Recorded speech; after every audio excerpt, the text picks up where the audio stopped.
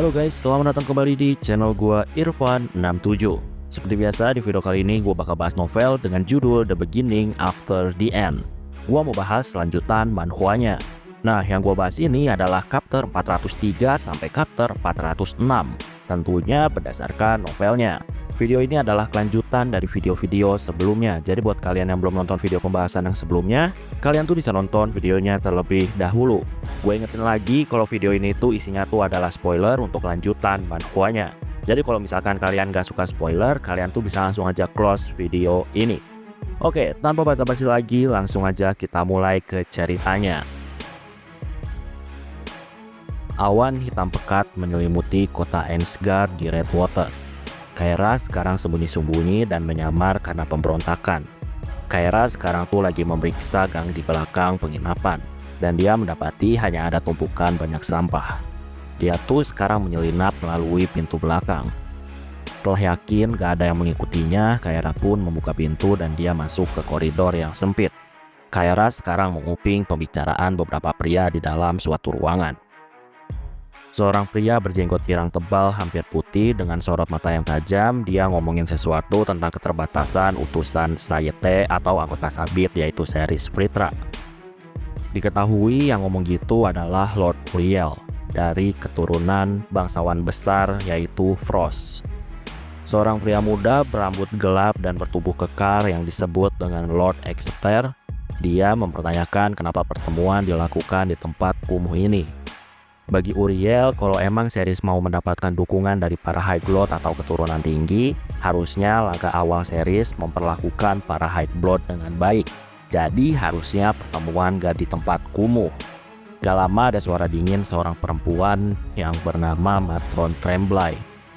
Dia tuh datang-datang langsung menyindir kalau Uriel ini gak pernah diperlakukan buruk seumur hidupnya karena lahir sebagai High Blood atau pewaris gelar.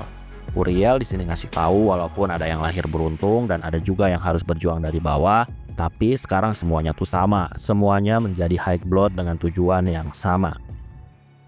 Di sini ada beberapa perdebatan. Kyra pun memutuskan untuk masuk sebelum debat semakin panas. Di dalam terlihat juga ada seorang wanita tinggi berotot bermata burgundi berdiri dengan jari menunjuk siap untuk melontarkan penghinaan, tapi nggak lama dia berhenti saat melihat Kyra. Kyra melihat wanita itu. Dia mengenali tanduk kecil di kepalanya dan rambut biru hitam yang diikat. Ya, wanita itu memiliki darah Fritra, namanya adalah Maelys Tremblay. Keduanya sekarang tuh menahan keinginan untuk reuni karena situasinya nggak memungkinkan, dan Maelys pun duduk kembali. Para pria lain juga di sini menatap waspada dan di sini terlihat hanya Lord Exeter yang maju menyapa Kyra dengan formalitas berlebihan, bahkan sampai mencium punggung tangannya Kyra.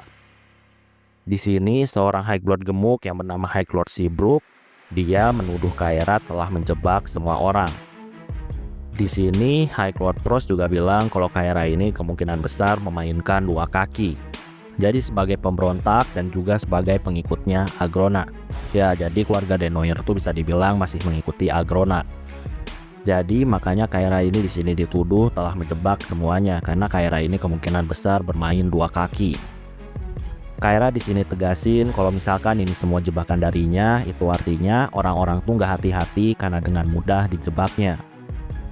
Ya, di sini suasana tuh agak tegang, tapi nggak lama suasana kembali fokus saat Frost meminta penjelasan apa yang sebenarnya ingin dicapai sama Seris lewat pemberontakan yang telah dibuatnya. Kyra di sini tuh tahu kalau mereka semua sebenarnya udah mendapatkan penjelasan jelasnya lewat surat. Jadi ya, apa yang ingin mereka tahu sekarang hanyalah seberapa besar peluang Seris kalau misalkan berhasil dalam melakukan pemberontakan. Dan mereka juga mau tahu apa resikonya kalau misalkan mendukung Seris. Kyra di sini meminta orang-orang untuk duduk dan menanyakan apapun yang logis. Mereka pun di sini duduk bersembilan di meja yang panjang, masing-masing mewakili High Blood. Ya, mereka tuh masih terlihat ragu-ragu sama pesan yang dikirimkan sama Seris. Kyra di sini memulai pembicaraan dan dia ngasih tahu ada 2 poin. Yang pertama, Seris tuh nggak mau mengganti satu penguasa dengan penguasa yang lainnya. Jadi Seris tuh nggak mau menjadi penguasa ala Kria. Yang kedua, pemberontakan ini bukan simbolis, tapi merupakan peluang terakhir untuk menyelamatkan dunia dari perang dengan klan Asura. Jadi kalau misalkan itu terjadi, bisa-bisa dunia tempat mereka tinggal bakal musnah karena peperangan antara para Asura. Nah, mendengar itu, di sini terjadilah perdebatan. Beberapa High Blood di sini ada yang menganggap kalau itu semua adalah pernyataan omong kosong. Ya, beberapa dari mereka tuh nggak pernah percaya kalau dunia ini bakal musnah karena peperangan antara para Asura.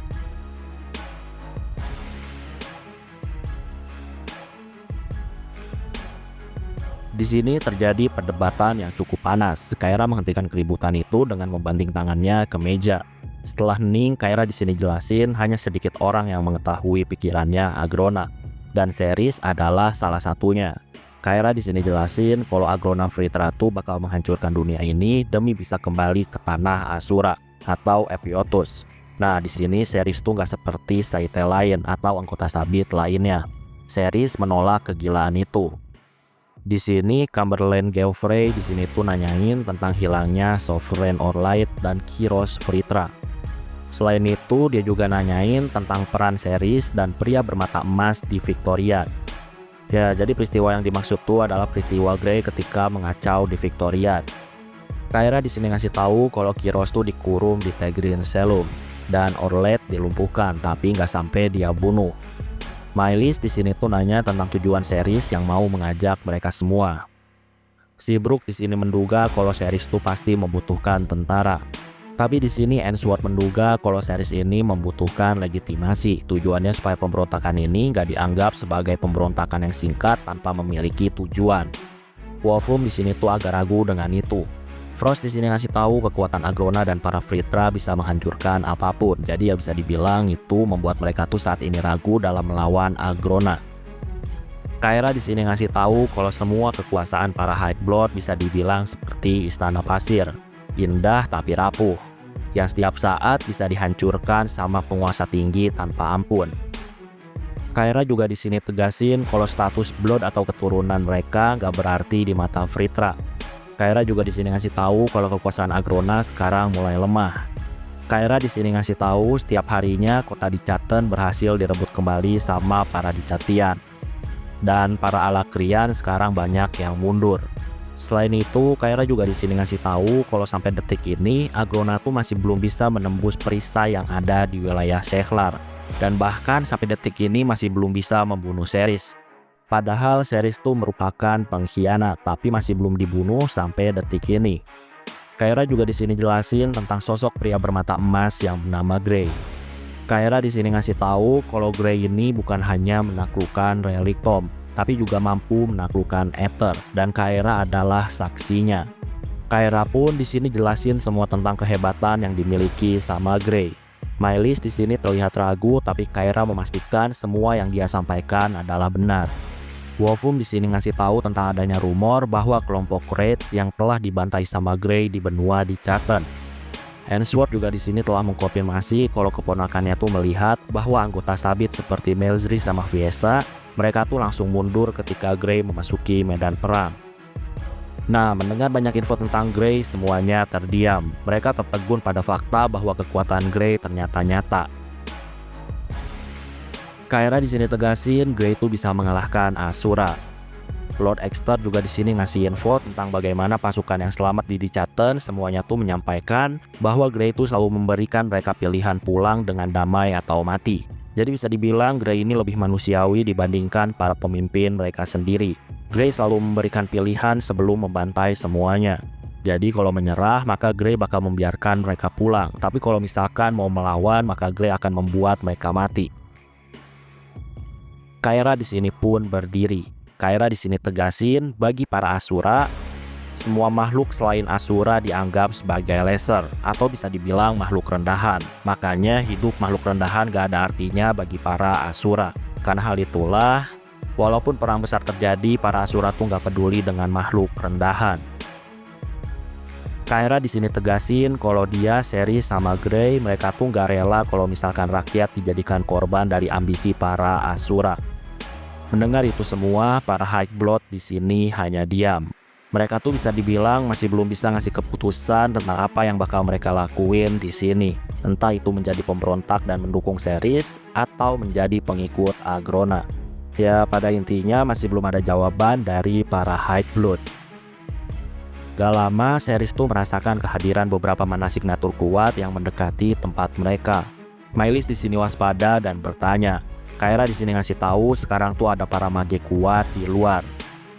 Karena hal itulah pertemuan pun harus dihentikan walaupun masih belum memiliki kesimpulan. Para High Blood sekarang tuh memakai jubah ajaib pelindung dan kabur melewati jalurnya masing-masing. Kyra bersama Mylis keluar melalui pintu belakang.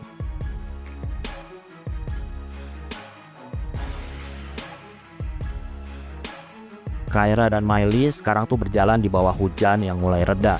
Di sini ada beberapa obrolan dan setelah berjalan beberapa blok dan memastikan para mage nggak mengikuti mereka pun akhirnya berpisah dengan harapan bisa bertemu lagi di masa depan. Kyra pun di sini melanjutkan perjalanan menuju Warp Tempus. Tentunya tujuannya untuk kembali ke Sehlar. Tapi di sini Kyra tuh langsung menyadari ada seseorang yang membuntuti. Kyra di sini berbelok ke kawasan yang padat. Lalu setelah beberapa kali berbelok cepat, Kyra menghentikan orang itu dengan mengacungkan pedangnya ke lehernya. Sosok di balik tudung itu pun mengangkat tangannya dan dia memperkenalkan diri kalau dia adalah Alaric. Dan Alaric di sini menyapa Kyra dengan gaya yang santai. Alaric di sini ngasih tahu kalau Kyra tuh butuh dukungan yang ada di bawah kalau misalkan mau memulai pemberontakan. Dan Alaric di sini tuh menawarkan jasanya dengan imbalan sebotol minuman keras. Di sisi lain, sekarang Jasmine menenangkan Arthur. Jasmine di sini bilang kalau Arthur telah mengambil keputusan yang tepat. Sekarang diketahui kalau para prajurit Alakria telah dilucuti senjatanya. Dan sekarang mereka tuh berjajar antri di depan portal-portal teleportasi yang udah dijaga ketat. Nah, Arthur sama Jasmine ini berada di atas sebuah atap datar. Mereka tuh memperhatikan para prajurit yang lagi mengelola proses pemindahan tersebut. Terlihat juga masih ada ketegangan permusuhan antara para Alakrian dan juga Dicatian. Di sini bisa dibilang masih banyak prajurit Alakrian yang masih belum terima tentang kenapa para pemimpin mereka tuh menyerah begitu aja. Bahkan di sini tuh masih ada aja beberapa orang yang masih mau menyerang. Ya, bisa dibilang masih ada ketegangan antara dua belah pihak, yaitu Alakrian dan juga Dicatian. Tapi ya pada akhirnya semuanya masih tetap terkendali. Setelah memantau dan memastikan situasi terkendali, Arthur sama Jasmine meninggalkan atap dan mereka berjalan melewati jalan utama yang menghubungkan deretan portal. Ketika berjalan, Arthur melihat banyak ekspresi dari para manusia. Ya, terlihat ada rasa takut, kebencian maupun hormat atau bahkan mungkin kekaguman ketika mereka tuh melihat Arthur. Ya, walaupun gitu, Arthur tetap maju dan gak peduli sama berbagai emosi tersebut. Singkat cerita, Arthur sekarang ada di depan portal teleportasi. Portal teleportasi pun diaktifkan, tujuannya ke Etistin. Arthur sama Jasmine sekarang tuh melangkah masuk ke dalam pusaran energi dan dunia seakan berputar saat mereka tuh tiba di ruangan batu tempat portal di mana Etistin berada. Singkat cerita, keduanya udah sampai di kota Etistin. Jasmine di sini tuh langsung bersiaga dengan menggunakan daggernya dan tentunya Arthur menenangkan Jasmine. Nah, ketika keluar dari portal, suasana hening mencekam menyelimuti plaza luas di luar istana. Terlihat juga ada puluhan kelompok prajurit Alakrian yang telah menyerah. Mereka tuh berdiri kaku tanpa senjata dan armor menanti nasib mereka. Di sana juga terlihat ada Lyra Drake. Ya, dia adalah retainer atau pengikut anggota Sabit. Arthur di sini tuh memperhatikan adanya 30 mayat prajurit Alakrian yang ternyata telah dijadikan contoh atas ketidakpatuhan mereka. Jadi mayat-mayat itu dipajang di antara dua barisan prajurit. Ya, di sini Lyra menandakan kalau prajurit itu udah menyerah dan kalau misalkan ada yang masih belum mau menyerah, maka mereka bakal dibantai dan dijadikan mayat dan mayatnya dipajang. Ya, walaupun Lyra ngasih tahu kalau mereka semua udah menyerah, tapi Arthur masih ngerasa kalau ini semua kemungkinan jebakan. Arthur di sini mengaktifkan Realm Heart-nya, tujuannya untuk berjaga-jaga. Nah, kekuatan itu membuat para prajurit menjadi takut. Arthur yang melihat prajurit ketakutan, dia tuh sekarang bertanya-tanya, apakah dia tuh bakal dipandang sebagai simbol kedamaian atau bahkan malaikat maut.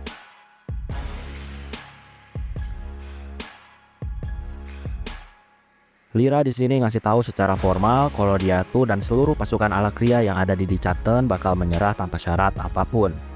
Dan dia bakal menempatkan Arthur sebagai regent atau pemimpin kota ini. Arthur di sini ngasih tahu kalau dia tuh nggak mau gelar tersebut dan dia tetap memilih menjadi lance atau jenderal. Jadi Arthur menolak menjadi pemimpin kota ini. Lyra di sini tegasin lagi kalau kota ini sekarang bukan lagi milik Alakria, jadi harusnya Arthur lah yang memimpin. Arthur di sini mengerti dan dia tuh sekarang menetapkan Lyra sebagai tahanannya. Lyra di sini tuh ternyata siap menerima status sebagai tahanan dan dia bakal mengikuti Arthur. Nah, saat bergerak menuju istana, Lyra di sini tuh ngasih informasi bahwa pasukan Alakria yang ada di Estistin atau di kota ini jumlahnya belasan ribu. Sebagian besar dari mereka sekarang tuh lagi dikawal keluar kota untuk direlokasi keluar tembok. Nah, di tengah perjalanan Arthur melihat seorang gadis kecil mengintip dari jendela rumahnya. Di sini Arthur hanya menatap kosong gadis itu dan dia membiarkan gadis itu berlari ketakutan ke dalam rumah. Arthur di sini akhirnya paham bahwa rakyat sipil di sini ternyata masih belum diberikan informasi yang jelas soal apa yang telah terjadi. Nah, di sini Lyra tuh menawarkan bantuan untuk menjelaskan situasinya kepada warga. Tapi Arthur di sini ingetin kalau posisi Lyra adalah tahanan dirinya. Jadi Lyra tuh hanya boleh bertindak kalau memang Arthur menyuruhnya. Lyra di sini ngasih tahu kalau dia tuh cuma bakal memberikan informasi tentang kondisi kota Estistin saat ini. Jadi dengan gitu Arthur bisa membuat keputusan berdasarkan informasi-informasi yang ada. Tapi walaupun gitu Arthur tetap meminta kalau Lyra tetap diam. Singkat cerita semuanya pun akhirnya tiba di istana. Mereka sekarang tuh melewati penjaga Alakria yang langsung meletakkan senjata tanpa perlawanan. Dan akhirnya mereka semua masuk ke ruang kerja. Lyra di sini ngasih tahu banyak pelayan raja dan ratu di Chatian sebelumnya masih tinggal di kota ini. Beberapa dipenjara di dalam istana ini, yang lainnya menjalani kehidupan baru dan karir baru. Lyra juga di sini yakin kalau para pelayan raja itu bakal menunjukkan diri kalau misalkan Arthur udah mengumumkan bahwa Lyra menyerah. Di sini Arthur tiba-tiba ngeluarin Tempus Swap dari simpanannya. Dia memanfaatkan kekuatan Rimheart untuk membuka portal. Arthur di sini tuh meminta Jasmine untuk segera menjemput keluarga Glider. Lyra di sini berlutut dan dia tuh kagum karena Arthur ini bisa menggunakan teleport jarak jauh. Nah, sekarang Lyra dan Arthur ngobrol berdua. Lyra di sini ngasih tahu kalau di tanah Alakria sekarang tuh ada sebuah pemberontakan. Jadi anggota sabit yaitu Ceres berhasil menumbangkan salah satu yang maha tinggi dan berhasil merebut setengah wilayah Seklar dengan paksa. Karena hal itulah memaksa Agrona mengalihkan perhatian ke konflik internal yang berpotensi menjadi perang saudara. Mendengar itu, Arthur di sini akhirnya paham tentang alasan kenapa pertahanan Alakria di Dichaten saat ini tuh melemah. Dan Arthur juga akhirnya paham tentang alasan kenapa para pemimpin Alakria yang ada di Dichaten mereka semua lebih memilih menyerah daripada melanjutkan perang. Ya, pada intinya di sini Arthur mendapatkan banyak info tentang Ceres. Gak lama Jasmine kembali membawa Curtis dan Caitlyn. Dan mereka semua terkejut sekaligus emosi ketika melihat Lyra. Curtis di sini masih dipenuhi amarah dan dendam atas kematian orang tuanya dan dia mau menyerang Lyra dengan kekuatan api emas. Tapi Caitlyn dengan sigap menahannya. Ya, Lyra di sini tentunya ngasih tahu tentang alasan kenapa dia berbuat kejam, tapi Caitlyn di sini tuh langsung menampar pipi Lyra. Bagi Caitlyn, alasan apapun yang diberikan sang pengikut sabit hanyalah dalih tak berarti. Baginya Lyra tetaplah monster yang memang pantas mati. Arthur di sini menengahi situasi. Arthur di sini ngasih tahu kalau Estistin sekarang tuh membutuhkan pemimpin lokal yang kuat. Karena hal itulah Arthur sekarang tuh meminta Curtis dan Caitlyn untuk menerima tanggung jawab dalam memulihkan kota setelah masa perang. Dan Arthur juga ngasih tahu kalau Lyra bakal membantu Curtis dan Caitlyn.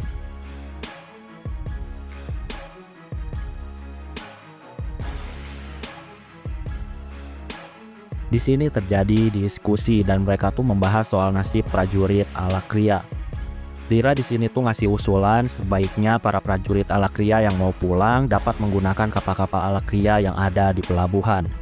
Nah, sedangkan untuk para prajurit yang mau tetap tinggal di Dichaten, mereka tuh harus diberikan syarat untuk melepaskan loyalitas mereka kepada para petinggi Alakria. Ya, jadi di sini Lyra ngasih tahu gimana pun juga perang tuh udah berlangsung sangat lama. Jadi bisa dibilang banyak dari para Alakrian yang sekarang tuh udah betah dan memiliki keluarga di Dichaten. Makanya Lyra ngasih solusi buat yang udah betah di sini, sebaiknya mereka tuh melepaskan loyalitas mereka kepada para petinggi Alakria. Curtis di sini menolak dengan keras. Dia tuh menuduh semua prajurit Alakria telah merusak hidup rakyat di Chatian. Curtis juga di sini bilang kalau para di Chatian tuh nggak mungkin ada yang mau berkeluarga dengan Alakrian. Curtis yakin kalau Alakrian tuh pasti memaksa para di Chatian maupun memperkosa atau bahkan mencuri rumah mereka. Lyra di sini menanggapi dengan tegas bahwa di budaya Alakria justru dilarang adanya pernikahan atau perbudakan dengan rakyat di Chatian. Tapi ya gimana pun juga cinta tuh bisa tumbuh dari situasi apapun. Jadi pasti ada aja beberapa para Alakrian yang jatuh cinta kepada para di Chatian. Tentunya omongan Lyra ini langsung dicemooh sama Curtis. Tapi walaupun gitu, Lyra tetap ngasih tahu kalau faktanya memang seperti itu. Catelyn sekarang berpikir dan dia setuju dengan saran dari Lyra. Ya, jadi bagi Catelyn, siapapun para Alakrian yang memilih tinggal di Chatten, mereka tuh harus dipenjara dulu selama 30 hari. Tujuannya untuk memastikan kalau mereka tuh udah terbebas dari para petinggi Alakria. Jadi udah nggak terikat lagi dengan mereka. Arthur juga di sini tegasin kalau Lyra sekarang adalah tahanannya. Jadi Arthur di sini tuh nggak mau ada orang yang melukai Lyra. Jadi Lyra bakal tetap di sini untuk membantu semua orang dalam mengelola kota ini. Gak lama ada gelombang kekuatan dahsyat terasa di seluruh istana, membuat semuanya waspada. Arthur di sini segera bergegas. Arthur juga meminta Jasmine dan Regis untuk bersiaga. Bahkan Arthur juga meminta Regis untuk sembunyi di dalam tubuh Jasmine, tujuannya demi mengawasi Lyra secara diam-diam. Nah, setelah semuanya aman, Arthur saat ini keluar dari istana. Dan di halaman dia tuh menemukan portal raksasa yang penuh dengan energi. Nah, dari sana muncullah Winsome, utusan dari Lord Indrad sang Asura. Winsome di sini tuh ngasih tahu kalau dia mengundang Arthur untuk menghadapi sang penguasa Lord Indrad. Arthur di sini mengiyakan dan meresponnya dengan santai. Di sisi lain, Nico terbangun dalam keadaan yang sangat kacau. Tubuhnya tuh lengket dan basah oleh keringat. Ya, Nico tuh sekarang ada di kasur dan dia sangat gelisah, seperti habis mimpi buruk. Dan bahkan Nico di sini sampai mau muntah. Nico di sini tuh melihat Agrona dan Cecilia yang ngobrol. Terdengar Agrona tuh ngasih tahu Cecilia kalau sekarang tuh nggak ada lagi basa-basi. Terdengar juga kalau Agrona tuh memerintahkan Cecilia untuk pergi esok hari. Cecilia di sini tegasin kalau dia tuh siap untuk melaksanakan tugas itu. Di sini Nico yang pikirannya masih lambat dan kabur, dia tuh mencoba untuk mengingat apa yang terjadi di Bestowal. Dia tuh sekarang nanyain soal regalia ke Agrona. Tapi Agrona di sini tuh hanya menjawab kalau Nico tuh seperti biasa telah gagal secara luar biasa. Ya, kata-kata Agrona ini bisa dibilang bukanlah sebuah ejekan. Bagi Agrona ini adalah fakta yang tak terbantahkan. Agrona di sini bilang dia tuh berharap kalau pengalaman Nico akhir-akhir ini bakal membuat Nico tuh menjadi bersemangat. Agrona juga di sini bilang regalia yang didapat sama Nico justru cocok dengan bakat Nico saat ini. Setelah ngomong gitu, Agrona pergi dari ruangan itu. Cecilia sekarang mendekati Nico. Cecilia di sini tuh menyeka rambut Nico yang basah oleh keringat. Nico di sini ngasih tahu kalau dia tuh baik-baik aja. Ya, walaupun sebenarnya perutnya masih mual dan ingin muntah.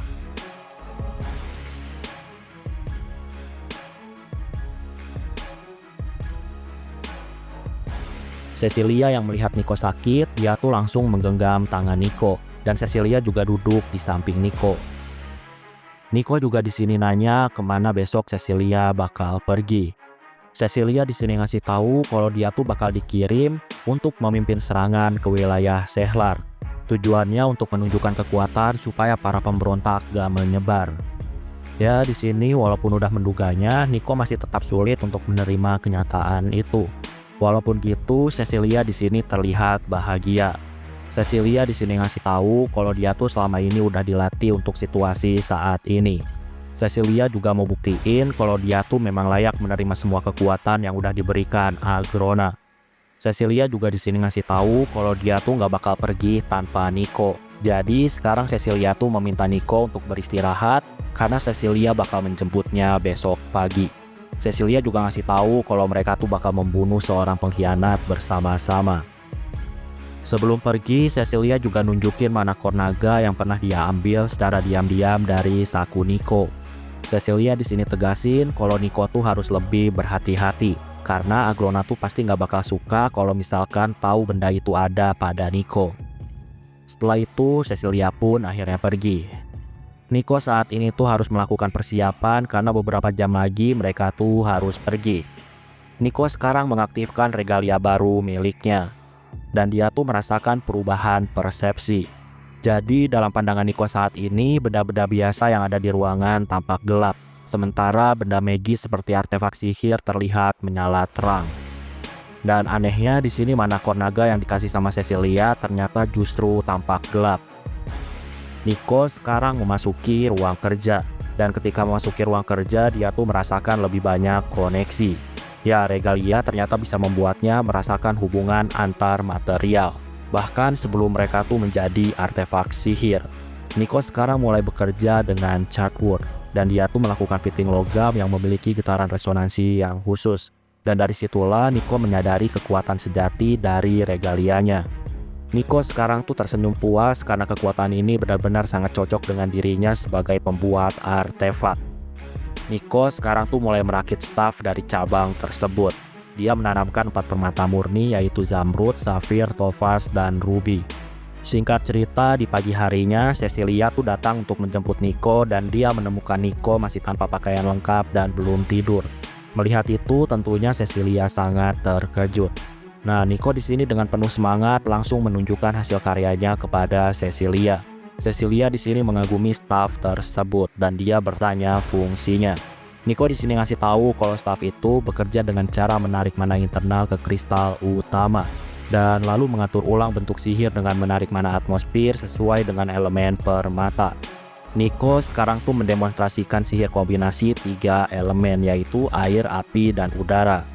Cecilia di sini tentunya terkesan dengan hal itu, tapi dia juga khawatir karena inti mana Nico bisa dibilang masih belum pulih. Tapi Nico tuh malah melakukan percobaan yang memakan banyak mana. Belum lagi sekarang Nico tuh harus ikut perang. Nico di sini tentunya walaupun kesakitan, dia tuh tetap keras kepala dan menganggap kalau semuanya baik-baik aja. Singkat cerita, mereka pun menuju portal untuk menuju ke wilayah Sehlar. Nah, di sana mereka tuh tiba di taman yang luas dan damai. Jadi nggak terlihat ada camp perang. Gak lama muncullah sosok Ceres. Cecilia di sini tanpa basa-basi dia tuh menyampaikan ultimatum dari Agrona.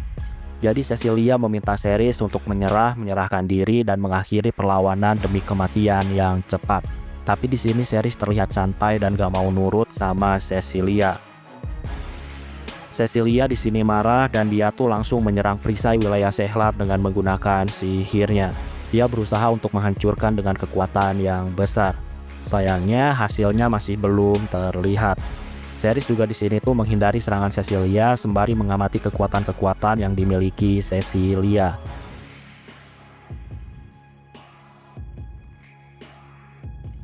Nico saat ini mengamati pertarungan dan dia tuh ngerasain firasat yang gak enak. Nico mau menghentikan Cecilia. Nico di sini tuh kesulitan bergerak dan nafas karena dia tuh sangat kelelahan. Nico di sini pun akhirnya dia memaksakan diri dengan menggunakan sihir udara dari staf miliknya dan dia terbang sendiri ke sisi Cecilia dan langsung menarik pergelangan tangannya. Cecilia yang melihat Nico, dia pun akhirnya menghentikan serangannya. Terlihat juga wajah khawatir dari Cecilia ketika melihat Nico memaksakan diri. Nico di sini tuh nanya ke Ceres kenapa Ceres tuh memulai peperangan yang gak mungkin dimenangkan. Ceres di sini ngasih tahu kalau ini bukan perang melainkan revolusi. Jadi harusnya Agrona tuh udah tahu kalau ini semua adalah perlawanan rakyat terhadap penguasa. Nico di sini masih gak ngerti. Nico di sini bilang kalau perang ini tuh cuma bakal memakan banyak nyawa dan dia tuh mempertanyakan kenapa Ceres memilih jalur ini. Ceres di sini ngasih tahu kalau mereka tuh berjuang untuk menggulingkan penguasa yang gak adil. Ceres di sini ngerti kalau Nico ini pasti nggak bakal paham karena Nico berasal dari bumi, bukan dunia ini. Ceres juga di sini bilang kalau Agrona tuh gak punya kemampuan untuk memenuhi janjinya dalam membawa Nico dan Cecilia kembali ke bumi. Kata-kata itu ternyata langsung menghantam Nico yang selama ini hidup dengan harapan itu. Ya, dalam hati kecilnya, Nico tuh sebenarnya juga meragukan apakah janji Agrona ini bisa dipercaya atau enggak. Nico sangat paham kalau proses reinkarnasi itu sangat sulit. Cecilia di sini tuh menuduh Ceres berbohong dan dia di sini membela Agrona dengan penuh amarah. Cecilia juga ngasih tahu kalau dia tuh bakal menghancurkan perisai di wilayah ini dan dia juga bakal membunuh Ceres. Di sisi lain, saat ini Arthur melangkah menaiki tangga untuk menuju portal ciptaan dari Winsome. Arthur juga di sini nanya apakah Winsome tuh pernah membujuk Lord Indrad untuk membatalkan serangan ke Elenoir.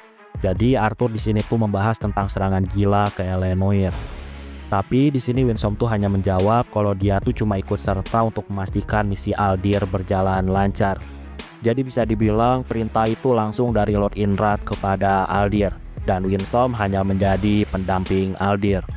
Arthur sekarang mulai masuk portal. Arthur sekarang tuh ngerasain jarak besar antara dirinya dan Regis. Koneksi dengan Regis terputus. Singkat cerita, Arthur pun akhirnya sampai di Epiotus. Arthur sekarang melihat halaman rumput dan di sana terlihat ada pondok sederhana. Nah, sambil memastikan sekelilingnya, Winsome gak lama tiba-tiba muncul. Dan dia langsung menyuruh Arthur untuk masuk ke dalam pondok. Arthur pun akhirnya masuk ke dalam pondok itu. Arthur disambut sama cahaya artefak sihir. Terlihat juga di sana tuh ada Lord Kezes Indrad yang duduk santai di kursi anyaman. Arthur sekarang tuh mengamati sekelilingnya dan memastikan hanya Kezes yang ada di sana. Setelah itu, Arthur melanjutkan langkahnya untuk mendekati Kezes. Tatapan mata Kezes ini bisa dibilang berubah-ubah dari lavender ke ungu gelap. Dia tuh menatap Arthur dengan penuh tekanan. Kezes di sini tuh hanya diam, dan Arthur juga di sini tuh gak mau menunjukkan kelemahannya dengan hanya berdiri diam. Arthur pun akhirnya membuka percakapan dengan bertanya berapa lama Kezes selama ini mengawasi dirinya. Kezes di sini hanya tersenyum tipis dan dia tuh menyambut Arthur yang udah berhasil kembali ke Epiotus. Kezes di sini ngasih tahu kalau perang di Chaten sama Alakria sekarang tuh udah gak penting lagi. Dan sekarang saatnya Arthur membuktikan apakah dia tuh layak berperan dalam perang yang jauh lebih besar lagi antara klan Vritra melawan benua Epiotus.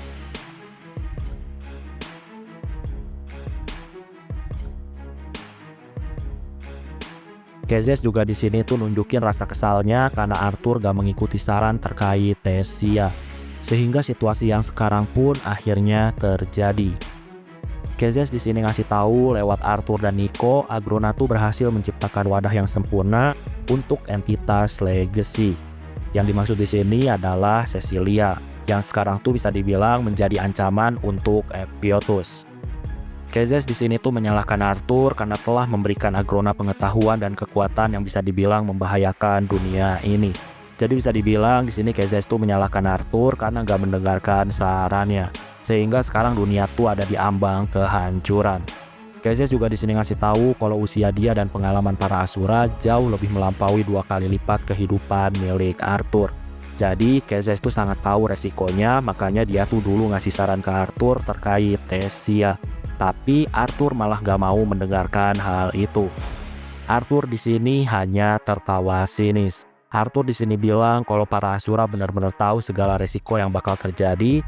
Seharusnya dari dulu Kezes tuh udah menyuruh Winsome untuk membunuh Thesia, Nico, dan Arthur. Tapi faktanya Kezes gak melakukan hal itu dan terjadilah situasi yang sekarang. Itu artinya Asura tuh dari dulu cuma berpura-pura tahu apa yang bakal terjadi. Di sini suasana menjadi tegang dan Kezes tiba-tiba berdiri. Matanya juga terlihat sangat marah. Dan Kezes di sini tuh mengancam akan membinasakan Arthur kalau Arthur ini gagal untuk membuktikan nilainya. Ya, apalagi setelah kehilangan Sylvie, Arthur ini udah gak terlalu penting baginya. Arthur udah memprediksi kalau dia tuh bakal diancam seperti itu. Arthur sekarang tuh nunjukin sebuah telur. Arthur di sini ngasih tahu kalau Sylvie belum mati. Kezes yang melihat telur itu, dia tuh hampir aja secara refleks mau mengambil telur itu. Tapi pada akhirnya dia tuh cuma mengamatinya dari dekat. Kezes di sini ngasih tahu kalau dia tuh mau memastikan kalau Arthur ini bakal terus berusaha untuk membangkitkan Sylvie. Jadi Arthur lah yang sekarang bakal menyimpan telur itu. Arthur pun akhirnya menyimpan telur itu ke ruangan Ether miliknya. Nah, dari respon Kezes itu, Arthur menyadari kalau Kezes tuh sebenarnya tahu kondisi Sylvie. Tapi Kezes ini dipastikan kalau dia tuh nggak bisa membangkitkan Sylvie. Makanya Kezes tuh ngasih tugas itu ke Arthur. Di sini diskusi masih terus berlanjut. Kezes di sini juga memuji keberhasilan Arthur yang berhasil mencapai fase ketiga koneksi dengan kehendak Sylvia. Itu adalah sesuatu yang luar biasa walaupun hampir berujung maut. Ya, walaupun sekarang udah kehilangan kehendak itu, ternyata Arthur ini malah semakin mahir dalam mengendalikan Ether. Kezes di sini menuntut Arthur untuk menceritakan semua pengetahuannya tentang Ether. Tapi Arthur di sini tuh hanya setuju kalau misalkan ada keuntungan untuknya. Kezes di sini ngasih tahu kalau dia tuh bakal membiarkan Arthur hidup. Itu adalah hadiah yang layak. Arthur di sini pun duduk di kursinya dan dia tuh mengangkat satu kaki miliknya. Arthur di sini tuh hanya tersenyum kecil. Arthur di sini tuh membahas soal Kezes yang telah gagal mendapatkan pengetahuan bangsa Jin. Makanya di masa lalu Kezes tuh melakukan genosida terhadap bangsa Jin. Dan sekarang Kezes tuh mencoba untuk mendapatkan pengetahuan itu dari Arthur. Kezes di sini tegasin kalau dia tuh gak bakal ragu untuk mengorbankan nyawa demi kebaikan yang besar. Kezes di sini meminta Arthur untuk menunjukkan kemampuan Ethernya secara langsung. Arthur di sini mengaktifkan Rim Heart-nya dan dia membiarkan Ether mengalir ke seluruh tubuhnya. Nah, di sini Kezes juga ngeluarin Ether yang kuat. Jadi sekarang kondisinya tuh area dipenuhi sama aura Ether Arthur dan Kezes yang saling beradu. Kezes di sini terkejut karena baru kali ini dia tuh melihat manusia mampu menggunakan Ether yang sangat kuat. Apalagi mampu menahan Ether milik Kezes. Kezes di sini tuh nanyain tentang pencapaian Arthur di Relic Tomb. Kezes di sini penasaran kenapa Arthur bisa sampai menguasai kekuatan yang ada di Relic Tomb. Padahal Agrona aja bertahun-tahun udah menyuruh banyak penyihir untuk segera menaklukkan Relic Tomb, tapi selalu gagal, sedangkan Arthur berhasil. Arthur di sini menegaskan kalau dia tuh cuma mau berbagi pengetahuan kalau misalkan ada perjanjian setara.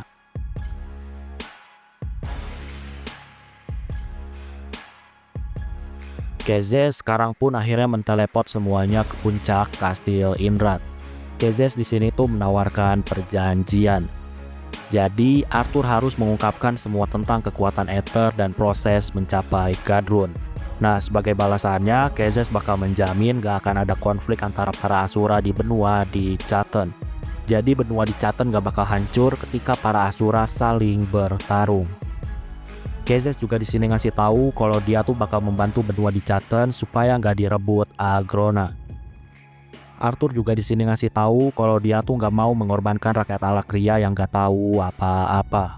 Jadi bisa dibilang Arthur mau keamanan di benua di Chaten maupun di Alakria. Bisa dibilang Arthur gak mau kejadian penghancuran yang terjadi di Elenoir bakal terjadi lagi di dunia dia. Kezes di sini mengerti. Kezes di sini ngasih tahu kalau dia juga melindungi Alakria, kemungkinan besar dia tuh bisa mengurangi perlindungannya kepada di Chaten. Jadi dia tuh gak bakal fokus ke di Chaten karena dia juga harus melindungi Alakria. Setelah beberapa diskusi, Kezes di sini juga ngasih penawaran. Jadi demi keadilan, dia tuh menawarkan Aldir, pelaku World Eater yang ada di Elenoir, untuk segera dihukum sama Arthur. Kezes juga ngasih tahu kalau teknik World Eater saat ini tuh telah merusak jiwa Aldir. Ya, Kezes di sini ngasih tahu kalau rekan-rekan Aldir tuh dibunuh sama Aldir yang kehilangan akal. Mendengar itu, di sini Arthur hanya tertawa. Kezes juga di sini ngasih tahu kalau Arthur ini sebaiknya gak bantu Aldir, apalagi sampai bersekutu.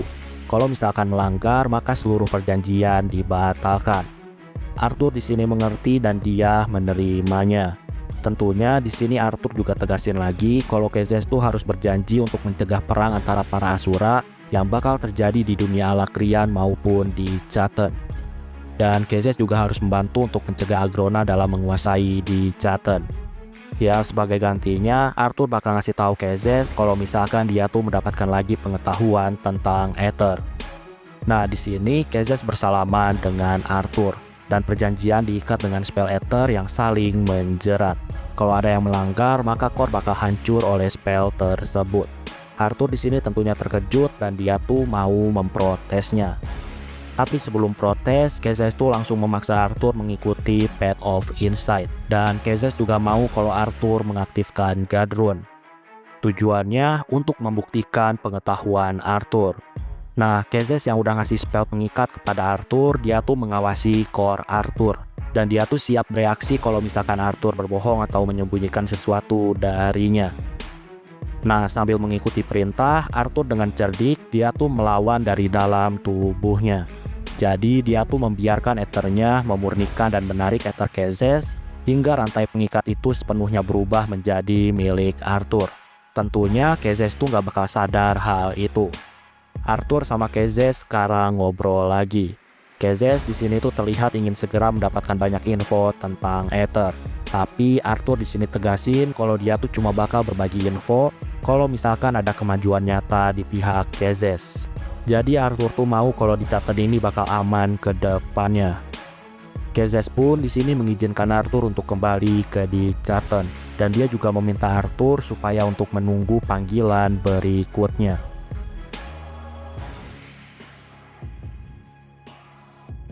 Oke, sebelum gua akhiri videonya, gua di sini mengucapkan terima kasih ke kalian karena udah mau join ke membership yang ada di channel Irfan Akbar 67. Jadi terima kasih untuk Dino Bagus, Sukasa, Hendra Prasetyo, Suhendra Anwar, Aditya Dharma Putra, Fajri Azka, Sarin Senju, HS, Ma'arif, Raga Balhaki, dan Penster. Sekali lagi gue ucapin terima kasih ke kalian karena udah mau join ke membership. Oke, kayaknya cukup untuk video pembahasan kali ini. Terima kasih karena udah nonton video ini sampai habis. Jangan lupa untuk subscribe, like, dan yang paling penting adalah jangan lupa untuk share video ini ke teman-teman kalian. Sampai bertemu kembali di video-video selanjutnya. Terima kasih.